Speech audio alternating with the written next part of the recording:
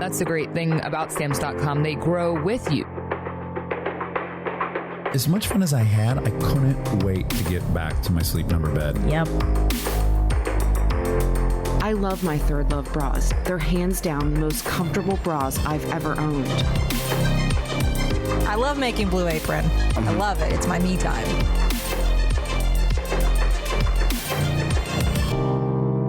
Well, thank you for joining us on the mic. If you wouldn't mind introducing yourself for our listeners, that would be awesome. Yeah, totally. My name is Megan Letter, but I go by MeganPlays online. I am predominantly a Roblox YouTuber, but I also have vlogs, podcasts, and much more. I've been doing YouTube for 7 years. So Wow. it's been quite some time as a digital creator. That's awesome. Now, I know that when I was watching all your videos and everything, I know that there's a lot of Roblox. Mm-hmm. What made you decide to focus on Roblox specifically? So that's like kind of a funny story. And it's not so much one that I feel like people love the answer to, because it's not like I've been playing Roblox since I was a kid. I believe like Roblox kind of came about when I was a little bit older.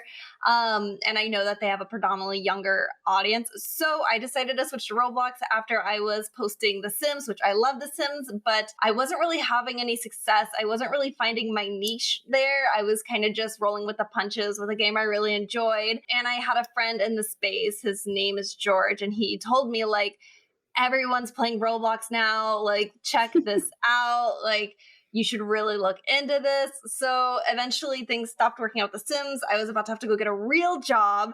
And I wasn't really sure what I was going to do. I was going to have to like use my degree in graphic design or something. And I did not want to drive into Dallas every single day. So I decided to take the chance, do some research on Roblox, and I fell in love with it and decided to completely pivot my entire plan. And honestly, I've found such an accepting, loving community there through my audience. So it was a really good choice. But yeah, it was just, my friend was like, hey, look into Roblox. And I was like, all right, I'll check it out. That's awesome. So you mentioned that Roblox came about when you were a little bit older, Mm-hmm. and that audience tends to skew a little bit younger. Mm-hmm. How would you describe your community Yeah. of followers? Like, are they also younger or? Mm-hmm. Yeah, that's actually a super easy question to answer, because I've taken a lot of polls and I've done a lot of research on my direct audience, because, you know, you want to know who you're entertaining. You want to know a little bit more about them and know, like, you know, maybe appropriate language to use or Mhm. stuff like that. So my audience is predominantly, I keep on using the word predominantly. If anyone has a synonym for majority or predominant or as a whole, whatever, just let me know. I'll be sure to switch it out. But they're 90% female identifying, and they're aged 8 to 14. 90% of them, like 90% of them fall into that group right there. Wow. Mm-hmm. The majority of creators that we talk to, their demographics are older, significantly older. Mhm. So how do you like prepare to, you know, cater and like entertain that age group? Oh, it's really easy, because I'm not like a different version of myself on YouTube. I always am myself. I just, in real life, I would say my humor is really, really dry. And that's the only thing I have to watch out for is, Okay. I found out that sarcasm doesn't register in the brain of children until the age of about like 10 or 11. So I try really hard not to make sarcastic jokes. Like, I made a joke once and people did not like it. There's a really rare item in Adopt Me, like probably 1% of users have it, if that. And I made a joke like, you're going to want to grab your tombstone. I know that everybody has one. And all the comments were like, I do not have a tombstone. It's like, well, the tone was even more jokey, but like, it's just kind of about knowing how your audience perceives the world at their age. Mm-hmm. I just avoid dry humor. That's fair. Yeah. So, and it's something that you kind of grow with and learn. It's like, I have a bunch of little sisters, and that's how I look at them. You know, you don't want to curse around children. Of course, I don't really curse in general, but, you know, you just want to be sure that, you know, would their parents make them turn this off if they turned it on? Mhm. Type of deal. Would my mom would have let me watch this when I was a kid? So I kind of just try to keep that stuff in mind when entertaining my audience and keeping that separation, because at the end of the day, I am a 26-year-old woman who's like married and like, you know, more of an adult life than a majority of my audience. Right. Have you found over the years, because I know that you've been doing this for quite a while, have you found that you have to evolve with your audience, or does your audience kind of age out? Mm-hmm. Definitely the latter. Okay. Definitely the latter. It's kind of like, I don't want to ruin anything for anyone, so I'm going to try to use like people believe in a certain figure at some point, and then they grow out of believing in a certain figure at some point, but then there's always kids growing into learning about that figure at some point. So it's kind of like a cycle. And a lot of people, whenever Roblox was like going public on the stock market, they were saying like, how is Roblox going to keep the attention of their audience? How are they going to age with their audience? And it's like, well, they have plans for that, but at the end of the day, there's always going to be that audience. As people grow up and they grow into it. As they grow out of it, they go into it. I hope that makes sense. It's kind of like a circle. So I do get comments like, oh my gosh, you were my childhood. I used to watch your videos all the time. I just don't play this certain game anymore, so I don't watch your videos anymore. I have attempted to like kind of age up with my audience. That's why I have like a vlog channel. And there I would say the audience is definitely more preteen. I can tell that like my super fans, like people who have me as their profile picture and they're all friends and they're a group of girls, they don't watch my Roblox videos. They just watch my vlogs. So I can definitely tell the difference between the two audiences. You're on TikTok as well. Mm-hmm. What is the difference between like your YouTube audience and your TikTok audience? Do you have kind of that breakdown? Yeah, well, I don't have like an analytical breakdown of the demographics, but I do have I've looked at the comments and I can tell a difference type of sense. So of course I have my core audience who's really sweet and really nice, but with TikTok's amazing algorithm, you get pushed in front of so many audiences. So I do get some more negativity over there, like, oh, I hate you, get off my For You page. And it's like, well, I didn't put myself on there. I don't know. So you kind of just reach out to more people who may not like your content, and then you're kind of more subjected to that just because their algorithm is really good and it pushes you out to more people, as opposed to YouTube maybe having a core niche audience of people who just like Adopt Me or just like a certain Roblox game. Because on TikTok, you're posting more of not like niche, like Roblox content. Maybe you're making Roblox memes, but it reaches all the Robloxers as opposed to ones in just like role play, more of my demographic. So there's multiple demographics in Roblox, Like there's games with like guns and murder and stuff like that. And then there's games with like raising pets and taking care of the family. And I'm over here, so. Not on the guns and murder side. No, not totally. Do you try to connect your like your YouTube content and your TikTok content, or do you find that you're producing differently for the different audiences? I think that in general, what works best on my TikTok is connecting the two. Like whenever I make a joke about Roblox, those tend to do better than when I'm like doing a lip sync or a popular TikTok dance, So that just tends to like really merge itself together. So I have 3.3 million followers on TikTok, which is, right behind how many I have on YouTube, but it feels like a smaller audience, which is interesting. But they definitely, like I said, you have that core audience. And whenever you reach that core audience as well as that other audience, the Roblox TikToks gain more interest because I have my core audience that's on YouTube watching, and then they hit the algorithm of the other Robloxers.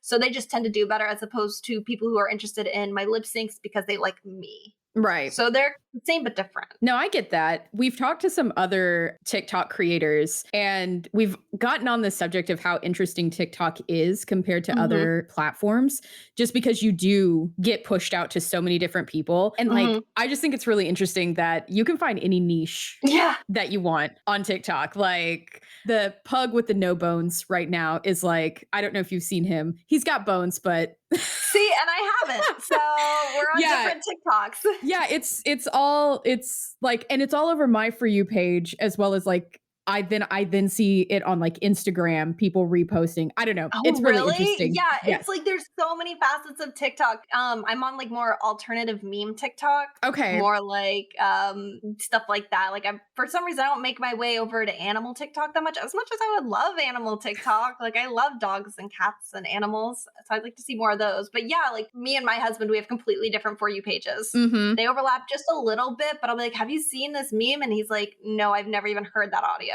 And I'm like, how can that possibly be? Yeah, when you're hearing it like back to back, like every other one, you're like, that's the same audio.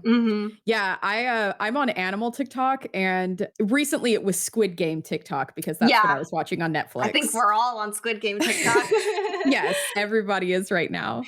Since we were on the subject of like TikTok and different creators, who were some of your favorite creators? I don't really watch a ton of YouTube. That's fair. If I went back past my like recently watched I can't even remember the last like YouTube video I watched. Like I don't watch a ton of YouTube, but I do tend to like more real life creators. Like I like Laura DIY's content. Leanne says she's a vlogger. She just had a baby. Just more vloggy people, Rim Life, like that whole clique over there. I like their content. I've seen some of Emma Chamberlain's stuff, which I enjoy. But yeah, I don't watch other like gaming YouTubers or anything like that. Like I don't. No, I mean, when that's what you do. Yeah. There's like one YouTuber whose videos I probably look forward to the most. And it's like me and my husband will sit down and we'll eat at our dining table. And he's like, oh, Cody co-uploaded a video. And I'm like, okay, cool, let's watch that. So I think probably like he's one of my favorite creators because I like watch all of his videos. And there's just not a lot of people that I do all of that with, you know? Yeah, I tend to watch whatever it is that my husband's watching at the time, and he's a big video game guy, so he watches a lot of like Let's Plays, and his recent one was a guy who was playing through 1,000 expert levels of Mario Maker. Whoa. Yeah, with no skips. So that's what we've been watching. Most of your videos are usually shorter than 20 minutes. One thing that I'm always interested in is how long does it actually take to make those videos? I had this conversation with somebody the other day, and surprisingly, it does not take long. I feel like some people think it takes a long time, and there's definitely some videos that take longer than others. It's kind of hard to say. So when I very first started posting YouTube videos, it took me like 4 hours a video because it would take me a long time to think of like what to say and like, oh, was this funny enough? Or, oh, it's kind of quiet here, I have to cut this part out. So I would need to record like an hour of footage, and then it would take me a couple hours to edit it, and then I would put it up. Like it would just take a long time. But now I can like crank out a video in like 20 to 25 minutes. Wow. Which is really fast. So basically it's like a 25-minute recording. If it's scripted content, they're a little bit longer, like scripted role plays or improv story modes where I'm like playing with other characters and we're telling a story. But like if it's an update video, it's like that takes me 15 minutes to like crank out. Then I send it over to an editor and he edits for me. With that being said, like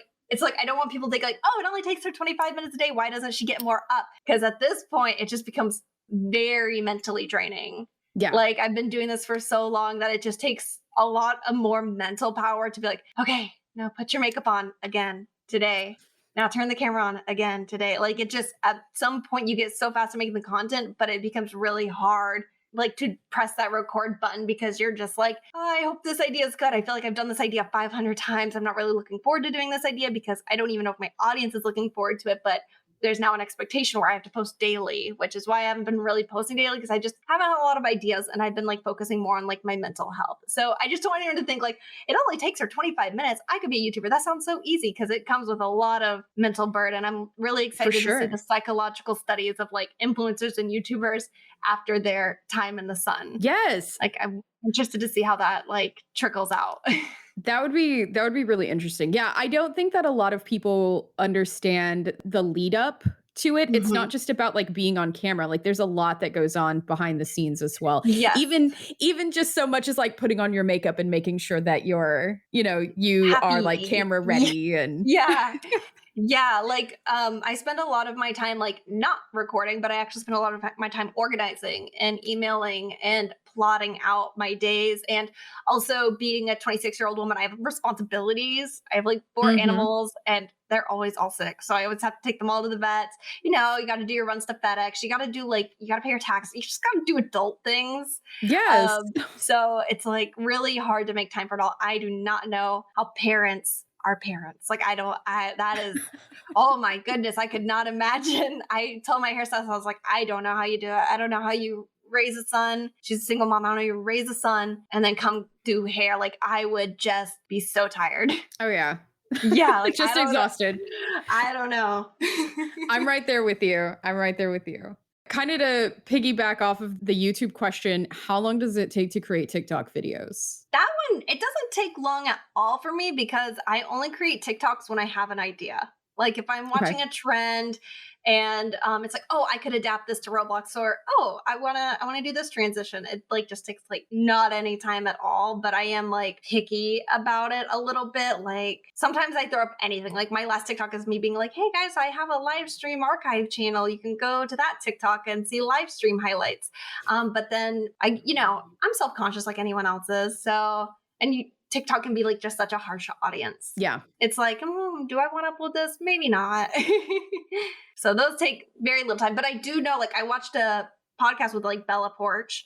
And she said that her first TikTok, like the M to the B TikTok, that like, which is like M to the B, and she just like made those faces. She said that took her 2 hours because she kept redoing it over and over and over and over again until she was finally happy with it. I was just going to say, I have heard from others that they'll spend 2, 3, 4 hours putting theirs together and you get, a minute out of it. Yes. And those are, I think people who do that, those are like TikTokers. Like I don't really consider myself a TikToker.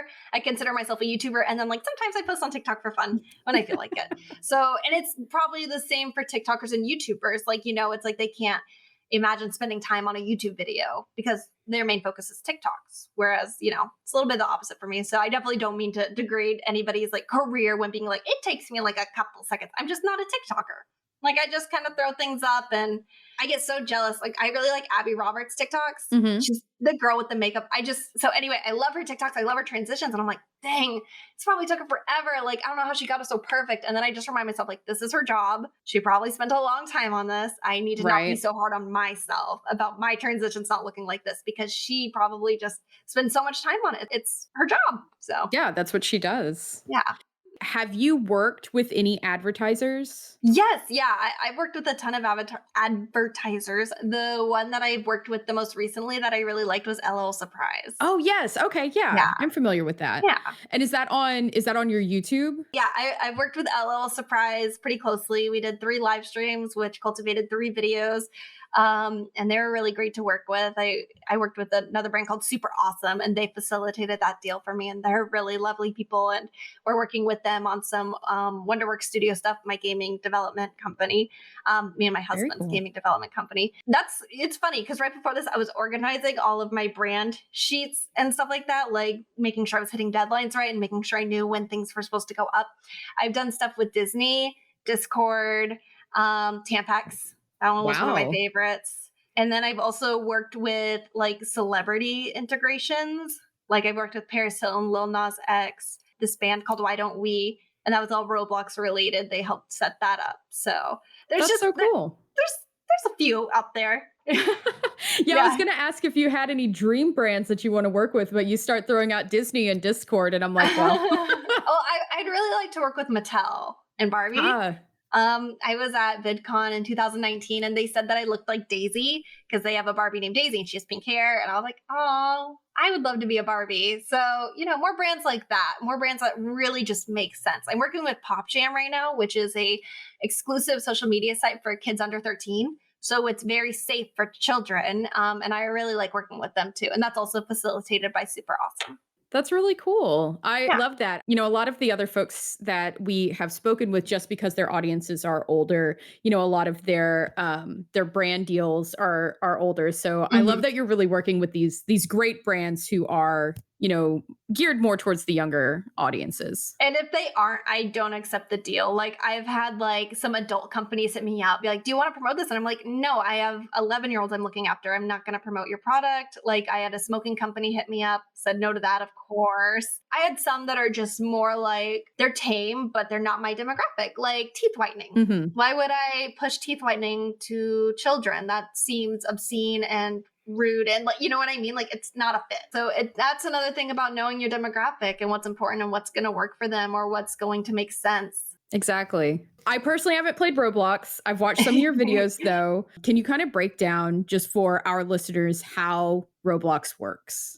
Yes, definitely. So a lot of people think that Roblox is a game, but it is not a game. It is a hub of games. So it's similar to like whenever you're on Minecraft. Of course, Minecraft is a game, but then you can go on different servers in Minecraft. Right. So it's kind of like a hub of a lot of games created by the people being people like me, people like 15-year-olds who are still in school, literal 8-year-olds are able to create games on Roblox. Roblox has not created any games themselves. They're all just fan made, essentially. Oh. Yeah, so it's really cool because Roblox has a lot of programs to help teach kids how to code in Lua. It's the primary code in Roblox. It's the only way you can code in Roblox. And there's not a lot of things that code with Lua.